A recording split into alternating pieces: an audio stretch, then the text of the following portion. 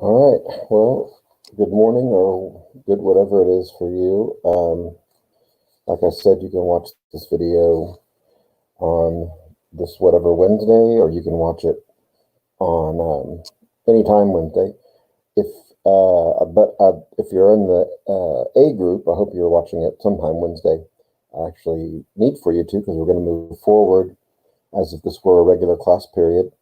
And if you're in the B group, then you can pick it up Wednesday or Thursday. So that's just the way it falls this time. Both classes, A and B, we didn't just quite finish up Euthyphro, and I just want to finish it up here, and I'm going to do that by starting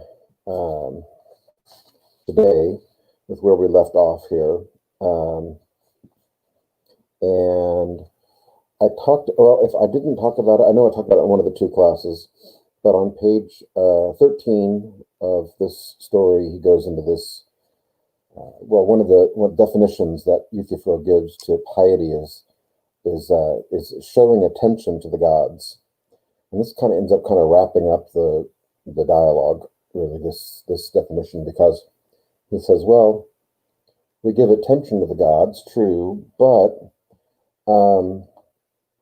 we give attention to a lot of things, and when we give attention to things, that attention benefits that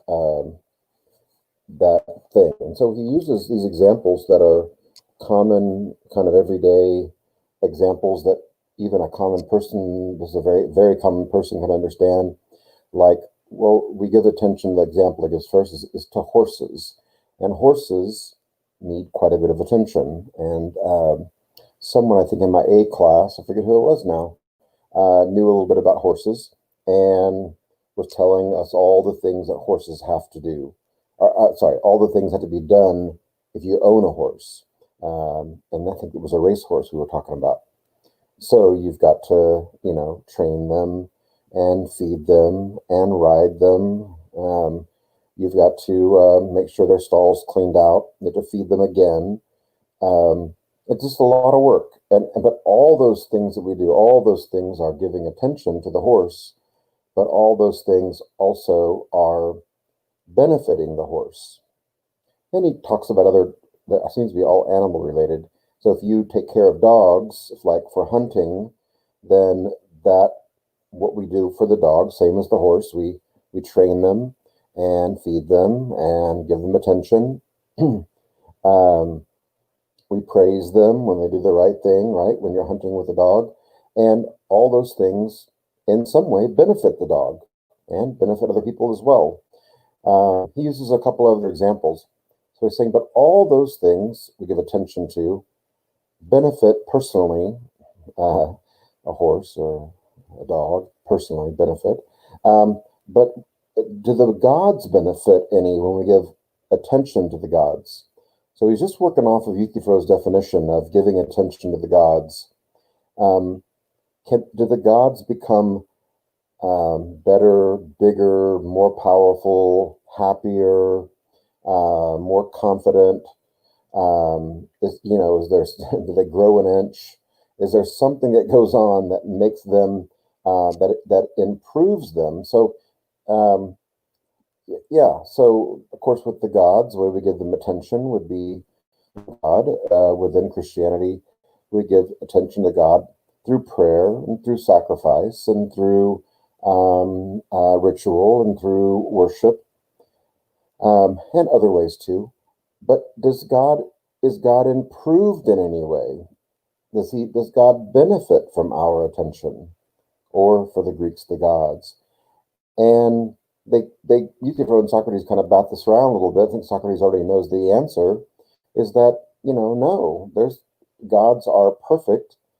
Gods are and within Christianity, we'd say that God is perfection, and there's nothing that we can do to, using Socrates' words, to improve or elevate them in any way.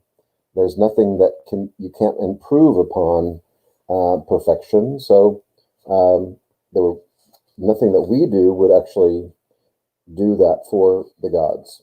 I'm dealing with a kind of low light here. So, well, Um, so on page 14, I'm going to say Socrates' third line from the top.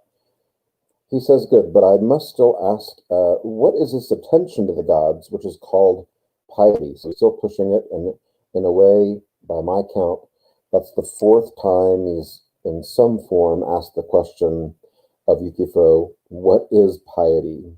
And then at the top of 15, we have another hint that Socrates and Euthyphro have spoken before.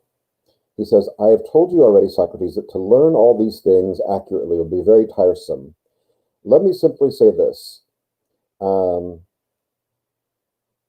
my place here. Say this. Piety is learning how to please the gods in word and deed by prayer and sacrifice. That is piety, which is the salvation of families and states, just as the impious, which is unpleasing to the gods, is their ruin and destruction. All right.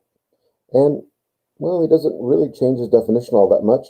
And Socrates even kind of lures him a little bit further in the next line, about halfway through. He says, oh, had you only answered me, I should have learned of you by this time the nature of piety. Now, as the asker of the question is necessarily dependent upon the answerer, whether he leads, I must follow, and can only ask again, what is the pious and what is piety? Here we go. Number 5. Do you mean that it's a sort of science of asking and praying and sacrificing? Okay, so well, he'll go further with this. Let's follow. And Euthyphro goes, yes, it is. And sacrificing is giving to the gods, and prayer is asking of the gods. So we give to the gods through what we do, and the gods provide for us in some way. Yes, Socrates, he agrees with that, Euthyphro says. And then next line, then upon this view, piety is a science of asking and giving. Euthyphro is going to go with it. You understand me capitally, Socrates. Well, we skip down to Socrates' second from the last line on page 15, his second to the last line.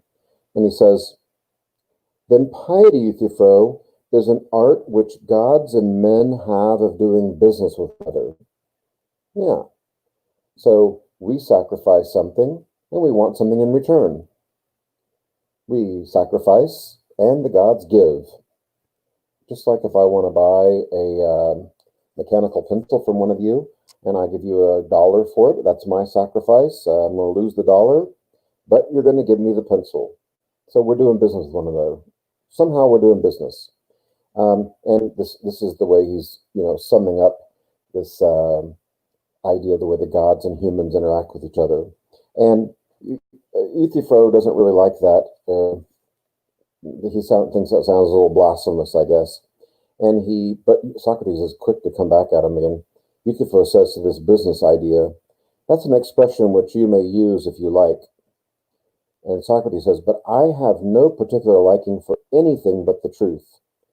I wish, however, that you would tell me what benefit accrues to the gods from our gifts. That they are the givers of every good is to us is clear. But how we can give any good thing to them in return is far from being clear.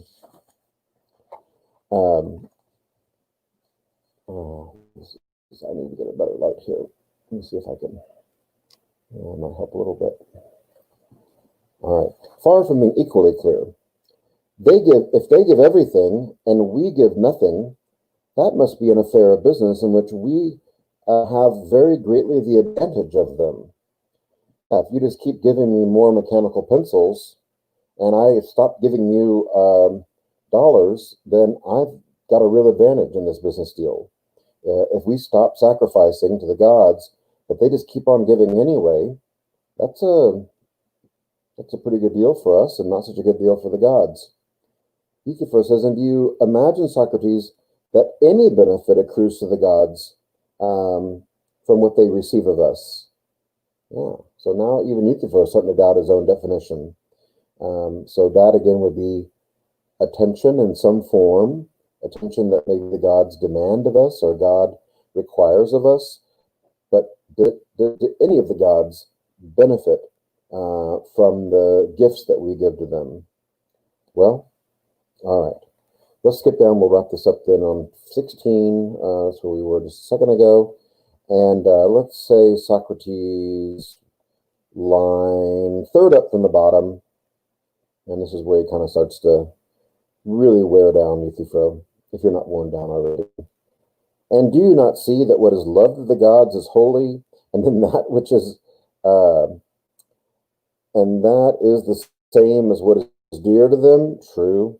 But either we were wrong in that admission, or if we were right, then we are wrong now. Euthyphro is like, I suppose that's the case. Here we go. Then we must begin again and ask, what is piety? So, Socrates, for being a 70-year-old man, is really not easily fatigued in this kind of, and this is something he's been doing for decades now. What is piety? That is an inquiry which I shall never be weary of pursuing as far as in me lies, and I entreat you not to scorn me, but to apply your mind to the utmost, and to tell me the truth. For if any man knows, you are he, and therefore I shall not detain you like Proteus until you tell. For if you had certainly not known the nature of piety and impiety, I am confident that you would have never, on behalf of a serf, charged your aged father with murder. You would not have run such a risk of doing wrong in the sight of the gods, and you would have had too much respect for the opinions of men. I am sure, therefore, that you know the nature of piety and impiety. Speak out, then, my dear Euthyphro, and do not hide your knowledge. So there's still some hope, although maybe it's sarcastic hope, I don't know. Or maybe he's just trying to give him a little pep talk. That's an option I never thought of before. But I think there at the top of that last line of Socrates, the very first line of his last line, he asked the question for the sixth time in some form, what is piety?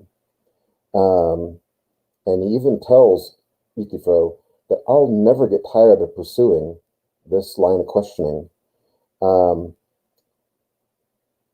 Apply your mind to the utmost. So there's not maybe a very clear agreement that means let's get together later and talk about this again. It's obviously important, but we see some form of that last step or so of the Socratic method.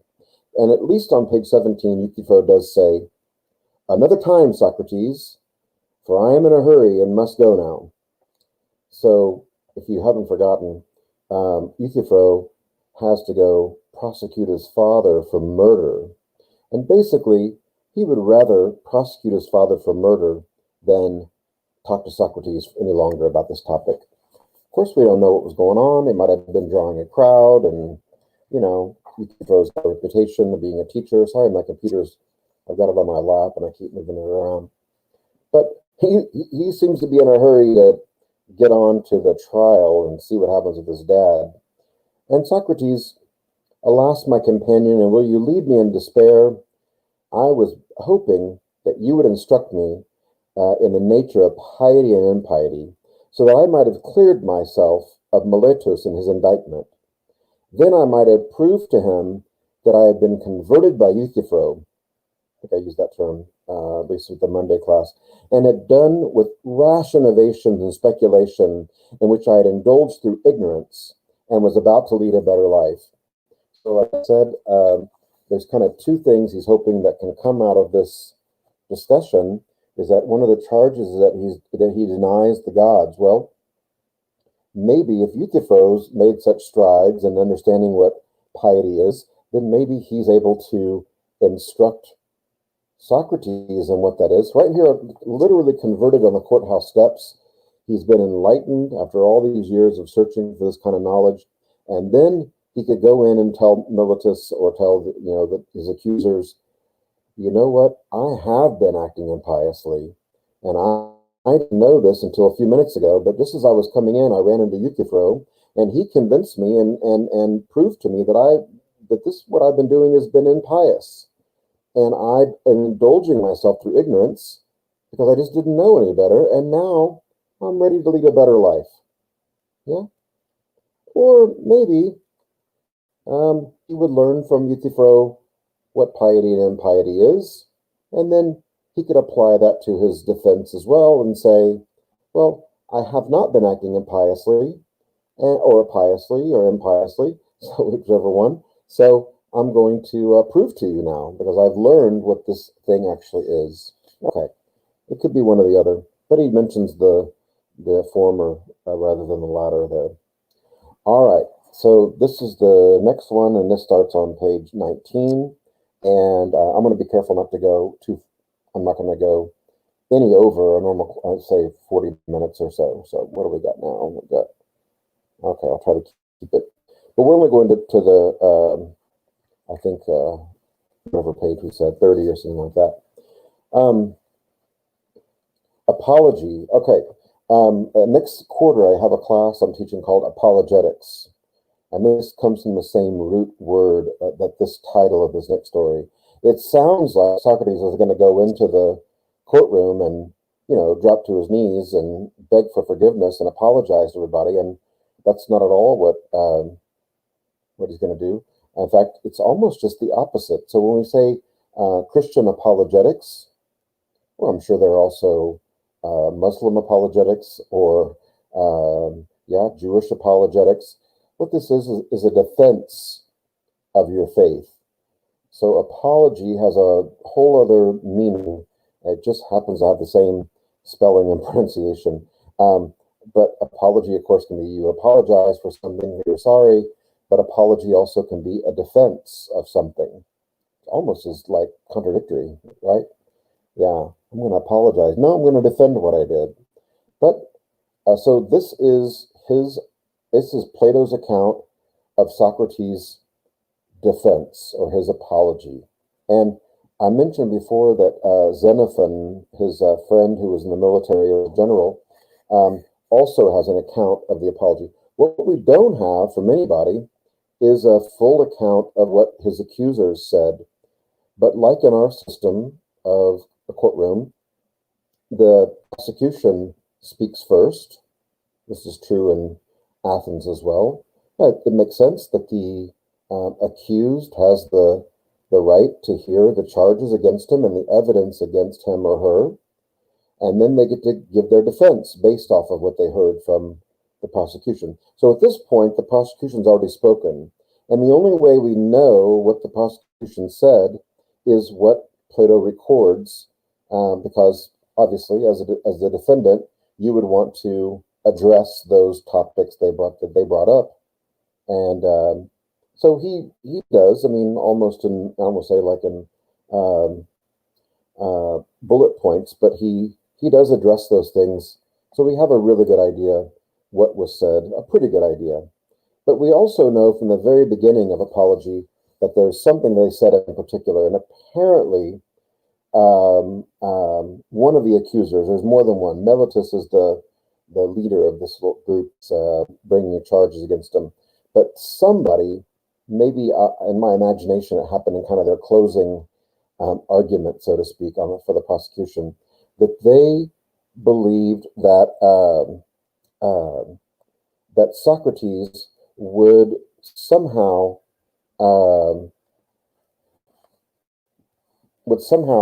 kind of woo them in some way with his ability to speak so well, that they would be maybe swayed by his force of eloquence, which is what Socrates calls it, and they would maybe but just because he's such a good speaker, and they told him, hey, be on your guard because Socrates is a really eloquent speaker, and he can make you think, well, maybe these things that I've always thought were true are not true. And maybe he's right. And he might be able to kind of force you with his own words to kind of think differently about things. But, they're telling him, keep your wits about you because he'll use this against you. He's good. He does it all the time. So they at least acknowledge the fact that is good with words, but we also have this warning given. So as soon as Socrates stands up, his first words are to address that warning that he was given. He says, and I have to think this is really like a shot across the bow, because if someone has just warned the jury, let's say it's actually 500 people or so, but the assembly there, that, oh, be careful, he's a really good speaker, and then you're going to tell them, I don't know what they're talking about, I'm not that good of a speaker, but you say it like this, it's telling you, yeah, I am a good speaker. I'm really good. And I'm going to act like I'm kind of ignorant, but I'm going to say it in a way that's really eloquent. You're going to know that Miletus is right. But here we go. This is how he says, this is how he expresses, I'm really not that good of a speaker. This is how he expresses that. Have you felt, O men of Athens, at hearing the speeches of my accusers? I cannot tell, but I know that their persuasive words almost made me forget who I was. Such was the effect of them, and yet they have hardly spoken a word of truth. But many as their falsehoods were, there was one of them which quite amazed me. I mean, when they told you to be upon your guard, and not to let yourself be deceived by the force of my eloquence. They ought to have been ashamed of saying this, because they were sure to be detected as soon as I opened my lips and displayed my deficiency. Now, that's a pretty eloquent way to say, I'm not really that good of a speaker. But, all right. Let's say at the same page, on page 19, about 6 lines up from the bottom, he says, and I must beg of you to, lost my place, to grant me one favor, which is this. If you hear me using the same words in my defense, which I have been in the habit of using, and which many of you have heard in the Agora, which is this marketplace there at the foot of the Acropolis, this big mountain on top of which these temples are built. You would recognize it from pictures of Athens. And at the tables of the money changers, or anywhere else, I would ask you not to be surprised at this, and not to interrupt me. But I am more than 70 years of age, and this is the first time I have appeared in a court of law. And I'm quite a stranger to the ways, and he goes on about that a little bit. But so this is an interesting thing. The first thing I said about Socrates was he's my favorite, because he really lives this thing. He really lives it out for a good 40 plus years. He's really pursuing truth and justice and trying to understand what they are in some way. And there's all kinds of methods he goes about it, but through discussion, though, primarily. But he's telling the people, don't be surprised if I'm not like a well-prepared witness or a well-prepared defendant who comes in here and starts acting different. So you can imagine that probably a lot of times a lot of people get arrested for things and they go on trial for those things.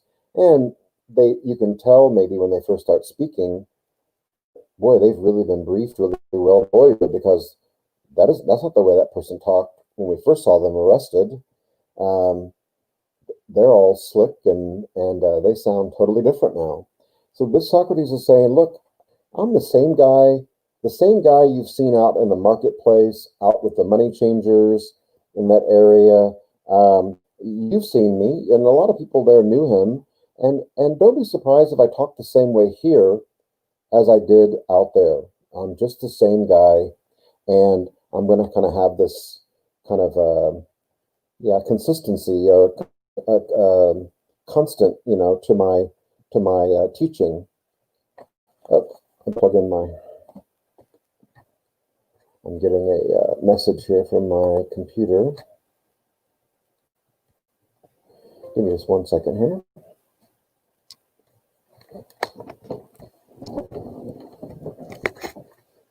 So you got to plug in both ends of this thing, apparently. Not just the end to the computer. Okay,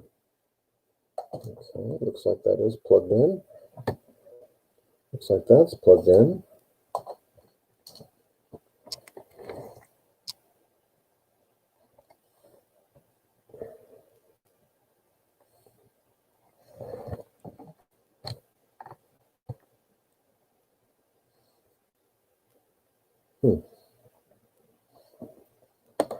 Well,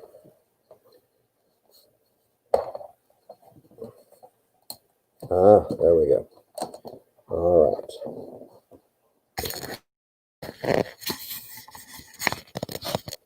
Okay. So this idea, though, that he is somehow the same person here and there and everywhere, whether he's in the marketplace or whether he's on trial, just even because he's on trial for his life, doesn't matter. He's the same guy. And this, I give him all these parallels to Jesus. Um, I think about this too with Jesus. He's teaching and preaching, and they keep asking him, are you a king? Are you, are you saying you're a king? And they're trying to trump him up, on these, that he'll say yes, and then there'll be, then he's in trouble with the Romans then. Um, um, but he either says nothing or he says something like, you know who I am. You know what I claim to be. And when they come for him in the garden, even he's waiting, and he says, You've known where I am all the time. I'm in the temple every day, and now you come here in the middle of the night with into the garden. It just yeah, you know me, and yeah, it reminds me of that a little bit. Again, I think it's a great idea for a senior thesis because it. There's actually quite a bit written about these parallels between Socrates and Plato, or Socrates and Jesus. All right, on page 20, is in that first half of the page, almost the middle of that first half, he mentions Aristophanes and this play, The Clouds. And so we have this acknowledgement from Socrates that he knows that a lot of people only know about him through this parody of a comedy about a guy named Socrates. And he doesn't want them to equate him, the real Socrates, to the Socrates in the play because it's a joke, it's a comedy. That's what Aristophanes writes. And so, all right, so he kind of tries to clear that up as best he can, but that probably didn't work in his favor at all. And then the second half of page 21, he says, let me see here. As little foundation as there is for the report that I am teacher and take money, that is no more true than the other. Although if a man is able to teach, I honor him for being paid. Well, if you remember, that was one of the ways that Aristophanes portrays him is as a guy who will only talk to you and only teach you if you'll pay him. You got money, he'll teach you. So, and there are, sitting in the assembly or in the audience, there are some other sophists there. Not Euthyphro, I shouldn't say other sophists, but there are sophists. And he points out some of these guys. He calls them out by name. And, he's lumping them in. If they're teaching something, if they know something, and they're teaching it to other people, then by all means, they should be paid. Then on page 22, I always say this every time. I feel like, obviously, Socrates is defending himself. And that's, most lawyers would recommend that you not do that. In fact, most lawyers would not defend themselves in a trial. Yeah, you need to have, especially a capital trial. This is not like small claims court. You're going to go to the death chamber, possibly here. So, you want somebody who's to defend you, who's on your side, but also who's kind of unbiased also, and is less emotional about, the case than you're going to be. So Socrates a couple times says things that probably a lawyer would say, no, don't say that. Don't say that. Don't ask any questions of yourself. That was their job, and they're done now. Now it's our time to talk. And don't ask questions that they've asked. Well, Socrates is not a lawyer. I don't think it hurts him any, but I bet it would sure make an attorney nervous most attorneys would probably tell you, don't answer any questions if they don't ask you. Yeah. And, and I'm sure they would say, it makes sense, don't ask any questions of yourself that they don't ask you. Well, the first full paragraph on 22, Socrates says, I dare say that one will ask the question, why is this, Socrates? Mm-hmm. What is the origin of these accusations? I'm sorry. For there must have been something. I'm just totally losing my place here. There must have been something strange which you've been doing. All this great fame and talk about you would have never have arisen had you been like other men. Tell us then what this is, as we should be sorry to judge hastily of you. Yeah, why don't if you were like us, you wouldn't be on trial right now. But you're not like us, and you must be something weird that you're doing. So why is all this talk about you? Why do people talk about you so much? Why is there a play written about you? Why do people complain about you some? Why are parents upset with you? Yeah, okay. Well, he said that's a fair enough question that he asked of himself.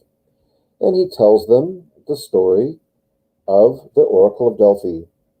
That's how it all gets started. So just think back. One of the charges against him is that he denies the gods. And in fact, makes up new gods. But what he starts telling them, and he continues this push, although this is directly the story of Chaerephon going and hearing from Apollo and coming back. And then what we see is that all of Socrates' adult life has been a response to a revelation from Apollo. That's a pretty, I'll just use the word pious life. That's somebody who's really dedicated their life to this one message from Apollo. And that's pretty religious, I think, really. I mean, that you have taken this one revelation that's directed towards you and try to understand what Apollo was saying about you. Probably not many people sitting in judgment of him could claim that level of religiosity, I'll use that word, or of that level of religious fervor, to say they've kind of dedicated their life to trying to understand one of the gods better. So to claim that he's an atheist or that he's a denier of the gods, it makes it sound kind of ridiculous right away, because in fact, what's gotten him to this point is his response to Apollo, to one of the gods, Apollo. All right. Well, at the bottom of let me see here. Well, he talks about all this we've talked about the story before. So he begins to I don't know why I keep doing this. I keep getting all these messages. I don't know if that's showing up on your. We'll see. If it goes off, it goes off, and we'll have to go from there. So he talks about who he talks to. So I went to talk to these people and different groups that have some reputation of being wise, as we talked about before. After this, I'm in the middle of page 23. After this, I went one man to another after another, and being not unconscious of the enmity which I provoked. Well, that enmity has gotten him to this point right now. And so enmity, I don't know if you know what it means, but enmity would mean anger, but enmity is something that you stir up in somebody, that you, by being bothersome like he is. And he knows that in his pursuit of trying to understand Apollo's message, he's going to make people upset. He's going to agitate people. Yeah, that's a good synonym. Agitation. Here it's enmity. I knew that I was creating, I was not unconscious of the enmity which I provoked. And I lamented and feared this, but necessity was laid upon me. By whom? By Apollo. So he's following the gods. The word of God, I thought, ought to be considered first. And I said to myself, go I must to all who appear to know, and find out the meaning of the oracle. And I swear to you, Athenians, by the dog, I swear, I must tell you the truth. The result of my mission was just this. I found that the men most in repute were all but the most foolish, and that some inferior men were really wiser and better. Well, there you go. People who have a reputation of being wise, not that smart. People who don't have a reputation of being wise, they seem to be pretty smart. Good. All right. So again, so he's going to start talking more specifically about the different groups of people he talked to. But at the bottom of page 24, he says this, and this is important because he knows why he's there. He knows like who's upset with him. Yeah, he upset maybe everybody he talked to a little bit. Not everybody, but most people, because he had to draw upon the people who had a reputation of being wise. Those people are going to be well known, and some of them are involved in politics. Some of them are involved in education. So he knows why he's in trouble. And the last paragraph on page 24, he says, there's another thing. Young men of richer classes who have not much to do come about me of their own accord. They like to hear the pretenders examined, and they often imitate me and examine others themselves. There are plenty of persons, as they soon enough discover, who think they know something, but really know nothing, or really know little or nothing. Let me see who's texting me. I'm sorry, my mom is okay. All right, that's not important. Okay, I didn't think it was going to be. All right, so who are the pretenders? Well, let me tell you who the pretenders are. The Pretenders are a really, really great 80s rock band. And if you don't know who the Pretenders are, then I'd send you back to the topic section of our class page and go to the video that I put up there, actually several videos, maybe over 100 videos of classic rock and roll songs. And look for the Pretenders. I'm sure I've got a song of theirs on there. Probably Talk of the Town. I'm just kidding. Who are the Pretenders in this story? The Pretenders are the people who pretend to know. And these young guys, let's say they're like trust fund guys. They're trust fund babies. And it's men. And they're from the richer classes. And they don't have a whole lot to do. They don't have to have jobs or anything. But they like hanging out with Socrates. And they like to listen to me examine the Pretenders. Well, he's probably examining some of their teachers, their sophist teachers, that their parents are real proud of and paying a lot of money to and bragging about, the fact they've got this guy or that guy living with them and teaching their kids. And all of a sudden, this guy kind of tears apart their teacher their parents are proud of, and they like to watch that. And they pick up on this method. They pick up on the way Socrates talks to people and talks with people. And then they start examining other people. So you can imagine how this goes pretty quickly. You know, maybe their dad, the richer classes, maybe their dad's involved in politics in some way, or certainly in civics. And their son starts questioning their dad the way that Socrates questions people. And then, you know, after a little bit, dad does a little bit of questioning, but then all of a sudden it's like, hey, quit talking. Who taught you to talk like that? And yeah, they made their dad look foolish. And then the son says, well, Socrates did. And that's how we get this corruption of youth charge against Socrates. Yeah, too many people with kids hanging out with him, people who have political power, and they believe that Socrates is corrupting their poor young men. Well, he says then again that even these guys find out there's a lot of people who claim to know something, but they really know little or nothing about anything. And so it goes on to say, and then those who were examined by them, by these young men who picked this up for me, instead of being angry with themselves for not knowing, are angry with me because they say, well, Socrates talks this way. That's where we learned it from. Yeah. All right. Well, on page 25, I think it's the first time, maybe 3, 6, 7 lines down from the top, he mentions all three of the accusers he has. Meletus is the one we hear about the most, but also there's Anytus and Lycon, other two that are accusing him, and they all have a certain, I guess they all presented part of the prosecution in some part of it. So, all right, so he's addressed part of the charges against him, and he seems maybe to be kind of holding his own here.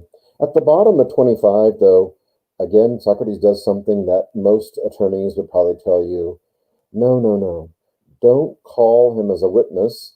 He's already spoken. Don't call your accuser as a witness. Well, he does that anyway. So let's say towards the bottom of 25, it'd be better if you see, if you kind of count it, but it's like a kind of a bigger paragraph at the very bottom, and then there's a yes, I do, and then above the yes, I do lines, it says, come hither, Meletus. So he like calls him down, like he went back to his seat, and he calls him back to the front of the assembly. Come hither, Meletus. Let me ask a question of you. You think a great deal about the improvement of youth. Yes, I do. Tell the judges then, who is their improver? For you must know, as you've taken the pains to discover their corrupter, and are citing and accusing me before them. Speak then. Tell the judges who their improver is. Well, the bottom, Meletus finally answers and says, the laws. Yeah, the laws improve people. They improve the youth. Meletus is so interested in the improvement of youth. He knows the answer to that, of course. That's his answer. But that, my good sir, is not my meaning. I want to know who the person is who, in the first place, knows the laws. Well, the judges, Socrates, who are present here in court. What do you mean to say, Meletus, that they are able to instruct and improve youth? Certainly they are, Meletus says. Socrates, what, all of them, or some, only, and not others? Meletus, all of them. By the goddess Hera, that is good news. There are plenty of improvers then. And what do you say of the audience? Do they improve them? These are just the general people sitting there. Yes, they do. And Socrates says, well, what about the senators? Yes, the senators improve the youth. Then perhaps the ecclesiasts corrupt them. Or do they improve them too? The ecclesiasts would be the leaders of the church, leaders of the faith. Meletus says, no, they improve them. They improve the youth. Well, he really paints Meletus into a corner here, because he's just about named every segment well, not every segment, but at least at present in court, every segment of society is kind of represented. Like the audience, that could be anybody. You got senators, you got judges, you've got the ecclesiasts, the church leaders, and nope, they improve them. Nope, they improve them too. Nope, they do. Nope, improve. And then he says, then every Athenian improves and elevates them, talking about the youth, all with the exception of myself, and I alone am their corrupter. Is that what you affirm? Of course, what else can he say? He's got him painted into a corner. That is what I stoutly affirm. Yeah, he literally walked him, just grabbed hold of him and walked him right into that corner. And if you go to the next line, there's a great line in the next paragraph. Let's say 5 lines up, 6 lines up from the bottom, or 5 lines up from the bottom of that paragraph after that. He says, happy indeed would be the condition of youth if they had one corrupter only, and all the rest of the world were their improvers. Yeah, so if all they got to worry about is me, then I think the youth of Athens are in pretty good shape. But that's probably not the case, though, obviously. I think he made the push there. And so, yeah, maybe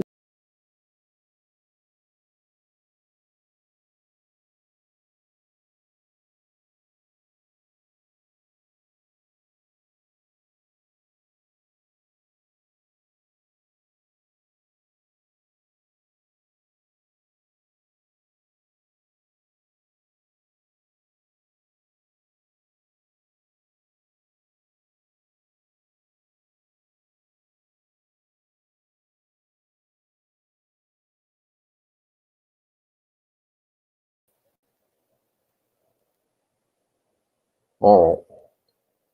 I'm sorry about that. I must have hit a button and it took me to another web page. That might be a good place to stop. Hope I didn't lose anybody there.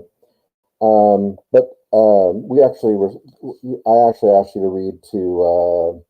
Let me see here to 32. But what I'd like for you to do for Thursday and Friday is we'll pick up and we'll get to that part. But read this to the end, please. It goes to it's almost done actually, not too much further. So from 32 to 41. Yeah, it's only what's that, nine pages.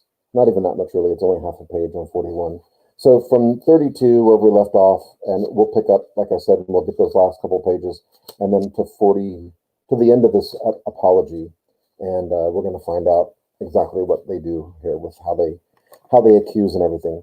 So anyway, that's all I got. I think I went a little bit over than I wanted to. Yeah, a few minutes.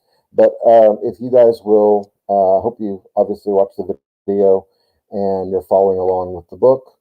If you don't follow along with the book, it makes it a little more difficult. But there will be, whenever we do have a test over Socrates and Plato, there will be questions over these three chapters we're going to read out of this book. So it is important. And of course, there'll be lecture notes too. So, okay, well, enjoy your whatever Wednesday. And I will see Group A on Thursday and Group B on Friday.